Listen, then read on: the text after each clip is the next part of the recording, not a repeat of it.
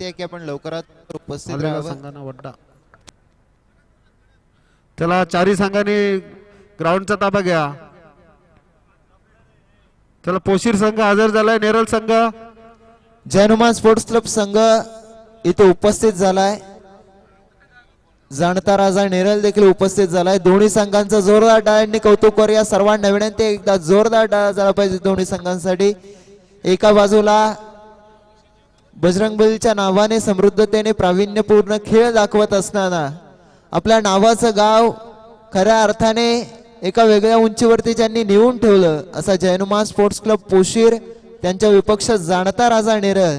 एक रंगतदार मॅच, दर्जेदार मॅच आपण सर्वजण अनुभवणार आहोत. नेरळ विपक्ष जय हनुमान स्पोर्ट्स क्लब पोशीर. दोन्ही सेमीज एकत्र चालू होतील याची पंचांनी नोंद घ्यायची आहे.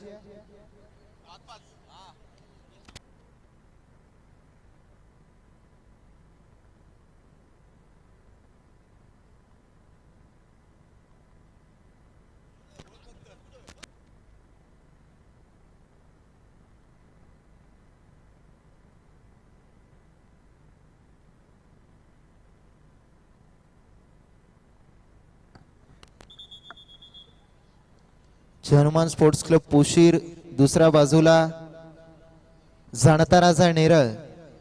जर आपण त्या बाजूला सेमीचा विचार केला तर देऊलवाडी विपक्ष मुद्रे रंगतदार मॅच आहे. दोन्ही सेमीज एकत्र चालू होतील याची दोन्ही पंचांनी नोंद घ्यायची आहे.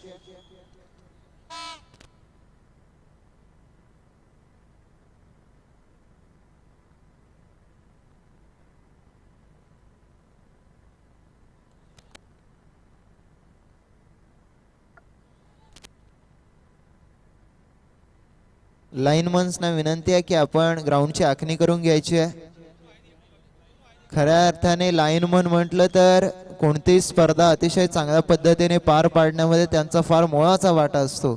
असे लाईनमन्स प्लीज नावं कळते.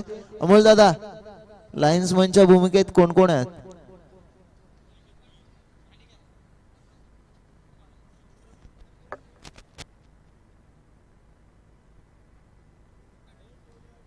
जयदीप पाटील,